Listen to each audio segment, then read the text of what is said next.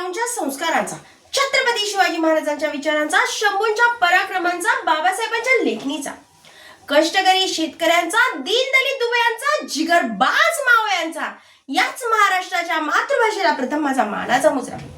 नमस्कार, माझे नाव सौ नीता बसवराज निंबाळकर, जिल्हा परिषद प्राथमिक शाळा कायभोर वस्ती, केंद्र इंदोरी, तालुका मावळ, जिल्हा पुणे. माझा विषय आहे मातृभाषा व शिक्षण.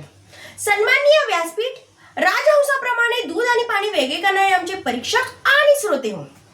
मराठी असे आमुची मायबोली, गोड तिचे बोल, संस्कृतीचा साज लावते शब्दांचे ही मोल. संतांची ही वाणी, छत्रपतींचा अभिमान, कला साहित्य संस्कृतीचा अमूल्य ठेवाच मान. गर्व आहे मला, मराठीतच बोलते, आईच्या प्रेमासारखं भाषेतच रमते.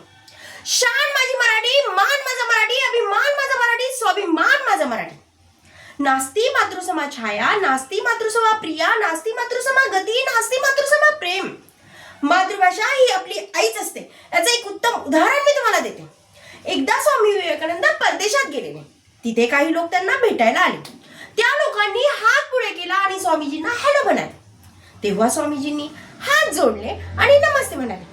त्या लोकांना वाटलं की स्वामीजींना इंग्लिश येत नसावे, म्हणून त्यांनी पुढचा प्रश्न हिंदीतून विचारला, आप कैसे हो? तेव्हा स्वामीजींनी उत्तर दिलं, आय एम फाईन, थँक्यू. त्या लोकांना आश्चर्य वाटलं. त्यांनी विचारलं की महाराज, जेव्हा आम्ही इंग्लिशमध्ये प्रश्न विचारला तुम्ही हिंदीत उत्तर दिलं, आम्ही हिंदीत प्रश्न विचारला तुम्ही इंग्लिशमध्ये उत्तर दिलं, याचं कारण आम्हाला समजेल का? तेव्हा महाराजांनी जे उत्तर दिलं ते अतिशय सुंदर, मार्मिक आणि छान होते. ते म्हणाले, जब आप अपनी माँ का सम्मान कर रहे थे तब मैं मेरी माँ का सम्मान कर रहा था, और जब आपने मेरी माँ का सम्मान किया तब मैंने आपकी माँ का सम्मान किया. त्यांच्या या उत्तराने सगळेजण त्यांच्याकडे आदराने पाहू लागले. मला एवढंच सांगायचंय की मातृभाषा म्हणजे काय. जेव्हा मूल बोलायला लागते तेव्हा ते त्याच्या आई बरोबर व त्याची आई त्याच्या बरोबर ज्या भाषेत बोलते ना, त्यालाच मातृभाषा असे म्हणतात. मातृभाषा ही विचारांची जननी आहे. ते केवळ संवादाचे साधन नसून ते आपल्या संस्कृतीचे, परंपरेचे, ओळखीचे, संस्काराचे प्रतीक आहे. मातृभाषा ही आपल्या नसा नसात भिनलेली असते. ते आपल्या स्वाभिमानाचं प्रतीक आहे.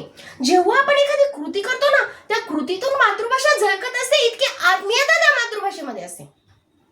जगाच्या पाठीवर कुठेही जा, जेव्हा मातृभाषेचे शब्द कानावर पडेल ना, तेव्हा आपल्याला घरी असल्यासारखं वाटते.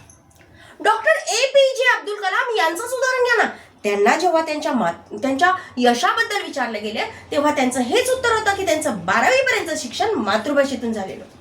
म्हणूनच एवढं मोठं यश त्यांनी संपादन केलं होतं. एका शाळेत एक प्रयोग करण्यात आला. विद्यार्थ्यांचे 2 गट केले. एका गटाला मातृभाषेतून शिक्षण दिलं, दुसऱ्या गटाला दुसऱ्या भाषेतून शिक्षण दिलं.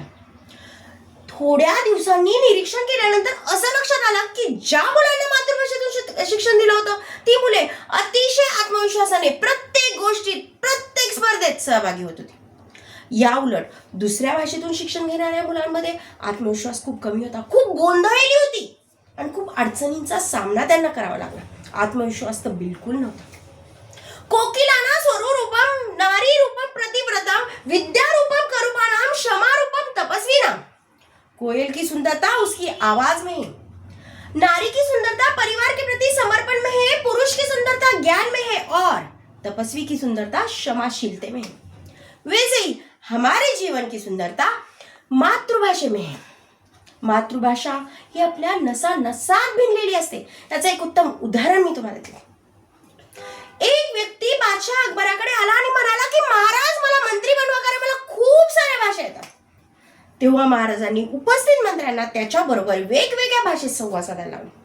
त्यानेही सर्व प्रश्नांची अचूक उत्तर दिलं. नंतर सगळ्यांना चॅलेंज दिला की आता तुम्ही माझी मातृभाषा ओळखून दाखवा. सगळ्यांनी खूप प्रयत्न केले पण शेवटी गुढी फेकली. साहजिकच हे प्रकरण बिरबलाकडे आले. बिरबलाने 1 दिवसाची मुदत मागितली आणि तो व्यक्ती जिथं झोपलेला तिथे वेश बदलून त्याला घाबरवण्याचा प्रयत्न केला. तेव्हा त्या व्यक्तीच्या तोंडून शब्द बाहेर पडले, हे भगवान जगन्नाथ मुझे बचाव. दुसऱ्या दिवशी बिरबलाने अचूकच उत्तर दिलं. मला एवढं सांगायचंय की जेव्हा व्यक्ती घाबरलेला असतो, आनंदात असतो, सुखात असतो, दुःखात असतो, तेव्हा फक्त आणि फक्त त्याची मातृभाषाच बाहेर पडत असते. आमुच्या उरा उरात स्पंदते मराठी, आमुच्या नसा नसात नाचते मराठी. ज्ञानेश्वरांनी ज्ञान दिले, तुकोबांनी ओवी गुंफली, छत्रपती शिवाजी महाराजांनी पराक्रमाची तलवार उगारली आणि मराठीची शौर्यगाथा रंगवली. ज्ञानोबा माऊली म्हणतात, माझा मराठाची बोलू कौतुके परी अमृतातेही पैजा जिंके. म्हणजे माझ्या मराठी भाषेचं जेवढं कौतुक कराल ना तेवढं कमीच आहे. अमृतापेक्षाही गोड अशी माझी मराठी भाषा आहे. म्हणूनच त्यांनी संस्कृत मध्ये असलेली गीता आपल्याला ज्ञानेश्वरीच्या रूपात उपलब्ध करून दिली. राष्ट्रीय शैक्षणिक धोरण 2020 आणि शिक्षण हक्क कायदा यामध्ये सुद्धा मातृभाषेतील शिक्षण यावर भर देण्यात आलेला आहे. मोठमोठे उद्योजक, UPSC MPSC झालेले लोक, क्लास 1 अधिकारी यांना जेव्हा तुम्ही त्यांच्या यशाचं गमक विचाराल ना तेव्हाही त्यांचं हेच उत्तर असतं की त्यांचं प्राथमिक शिक्षण मातृभाषेतून झालेलं आहे. म्हणूनच एवढ्या मोठ्या यशाला गवसणी घालायचं काम ते करत आहे. मराठी ही आपली राजभाषा आहे. केंद्र शासनाने तिला अभिजात भाषेचा दर्जा दिलेला आहे. मराठी हे आपल्या स्वाभिमानाचं, अभिमानाचं प्रतीक आहे.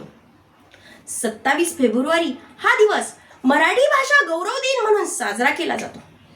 आपल्याकडे जर 2 नाणी असतील ना तर एका नाण्याची भाकर घ्या आणि एका नाण्याचं पुस्तक घ्या. कारण भाकर तुम्हाला जगवेल आणि पुस्तक तुम्हाला कसं जगायचं ते शिकवेल. Language is the blood of the soul which throughout they grow. माका मराठी भाषेचा खूप अभिमान असा. शेवटी जाता आता एवढंच सांगते, लाभले आम्हास भाग्य बोलतो मराठी, जाहलो खरेच धन्य ऐकतो मराठी, धर्मपंथ जात एक जाणतो मराठी, एवढ्या जगात माय मानतो मराठी, एवढ्या जगात माय मानतो मराठी, बोलतो मराठी, ऐकतो मराठी, मानतो मराठी, जाणतो मराठी. धन्यवाद. जय हिंद, जय महाराष्ट्र.